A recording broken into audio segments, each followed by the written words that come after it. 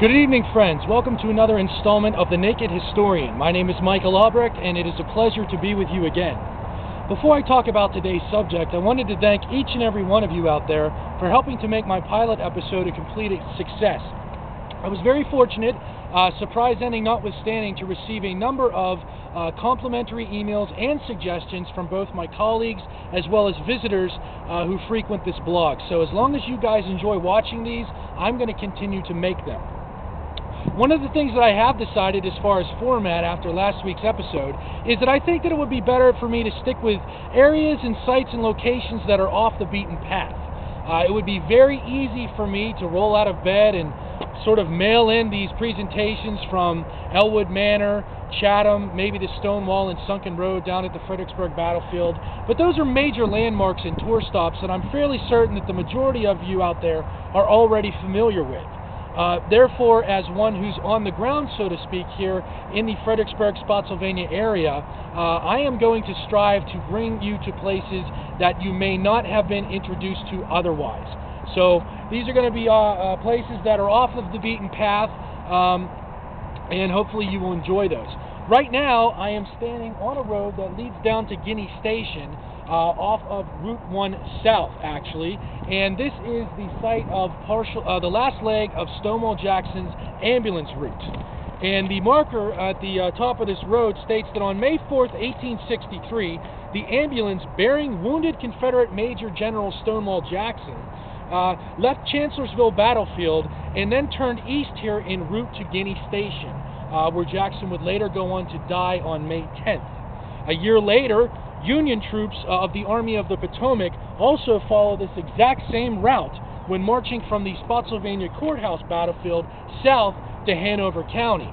Now, the Stonewall Jackson Shrine, which is at the end of this ambulance route, is actually located in Caroline County, and beyond that, of course, is Hanover, which was a major part of the Richmond campaign. During this particular march of the Federal Army, Generals Grant and Meade stopped briefly at Massaponax Baptist Church, which is located about 2/3 of a mile north of this particular area. And if you're familiar with anything about Civil War photography, you'll note that Massaponax Baptist Church was the site of Grant's famous War Council, which was photographed by Alexander Gardner in a series of very famous photographs in which the officers had their staff remove the pews from the church, bring them outside onto the front lawn, and Grant and Meade and a number of their staff had meetings there.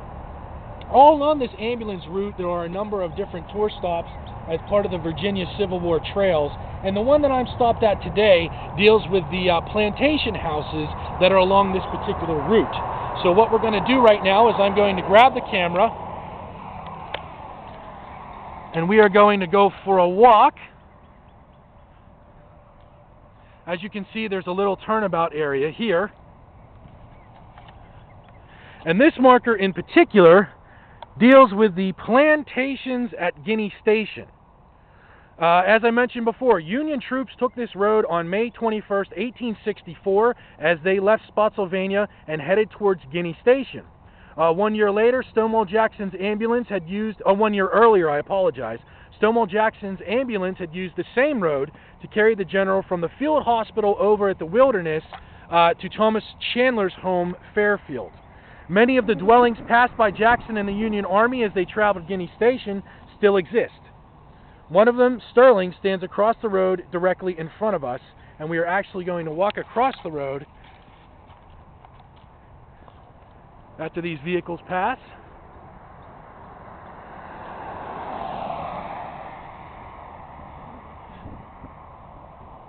And we are going to zoom in on this particular plantation location, which is located on private property. We cannot actually get up to the house, but you can see that this is a magnificent house that is still standing here.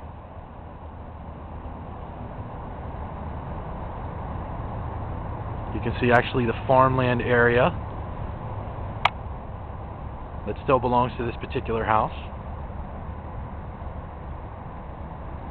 And of course you can see this road, which as I mentioned was part of Stonewall Jackson's ambulance route. We are actually looking north towards where Route 1 South is,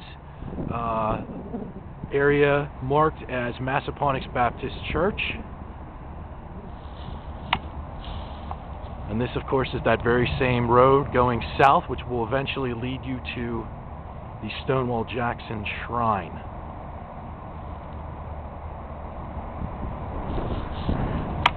And I actually wish that I could have gotten closer. This is one of the repercussions of having absolutely no budget with real equipment. I'm shooting this on a regular standard Kodak camera.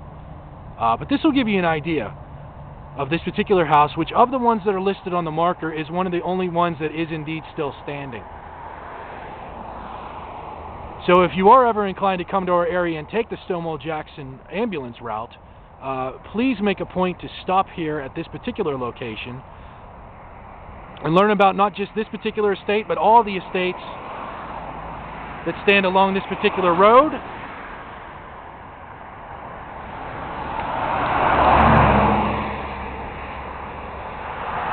In our next episode, we will be going to Lauriella Park to investigate what could possibly be a slave cemetery.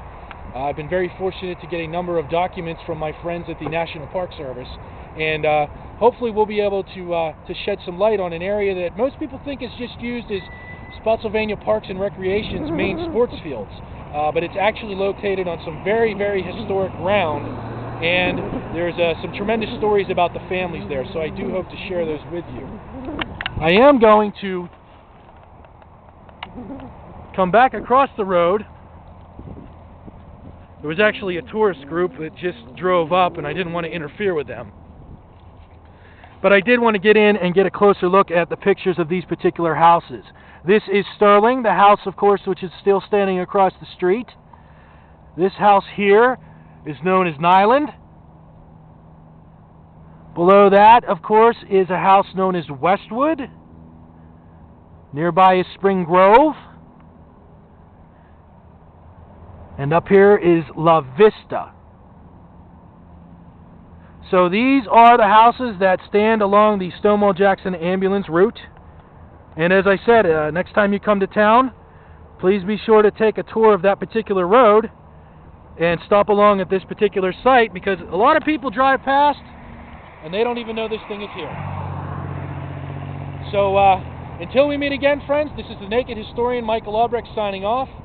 God bless, and I look forward to speaking to you next episode from Lauriella Park in Spotsylvania County.